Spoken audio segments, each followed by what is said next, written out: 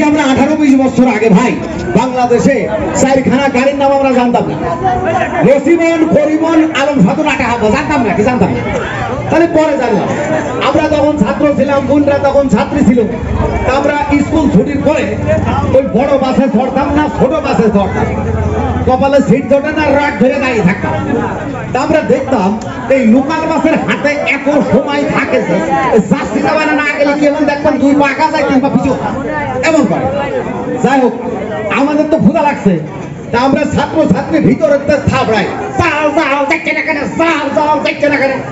যন্ত্রণা জ্বালাই ড্রাইভার ছেড়েছে ধরে, খুব ধরে ধরে যাচ্ছে। আরে ঘনাক করে গরু দৌড় মেরেছে, ড্রাইভার খুব ধরে ব্রেক করেছে। ব্রেক করলে এক চাষা ছিল সামনে, ফুট পার করে পড়ে গেছে ইঞ্জিন কভারের কারবার। পিছনে ছিলাম আমরা ছাত্র, চাষার কারবার পড়ে গেলাম।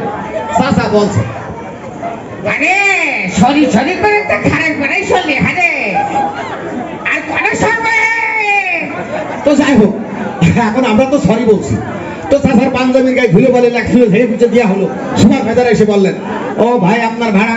এই চাষা তোমার ভাড়া, আপা তোমার ভাড়া দাও। এখন আমরা যারা ঝিনেদার দিকে ভাগ হয়ে যাবো 4 টাকা ভাড়া, তো 2 টাকা দিই। তা আমরা 2 টাকা দিলে তো ছাত্র মানুষ হাফ ভাড়া দিয়েছে। চাষার কাজ যখন চাই চাষাতে 1 টাকা। তো সুভাষ মেজার বললেন, চাষা আপনি কোন জায়গা যাবেন? তো ওই যে ও ছেলেটা জানে যাবে, আমি সেনে যাবো। আরে তো মহাযন্ত্র না, ও তো ছাত্র মানুষ থাকে, ও তো হাফ ভাড়া দেবে, তুমি 1 টাকা খেয়ে নাও। চাচা বললো ছাত্র, হ্যাঁ ও ছাত্র। ওরে ছাত্র যদি 2 টাকা দেয়, আমি যে ছাত্র আব্বা আমি তো বলতে হারে। ব্যাপারটা হচ্ছে এই ছোট ছোট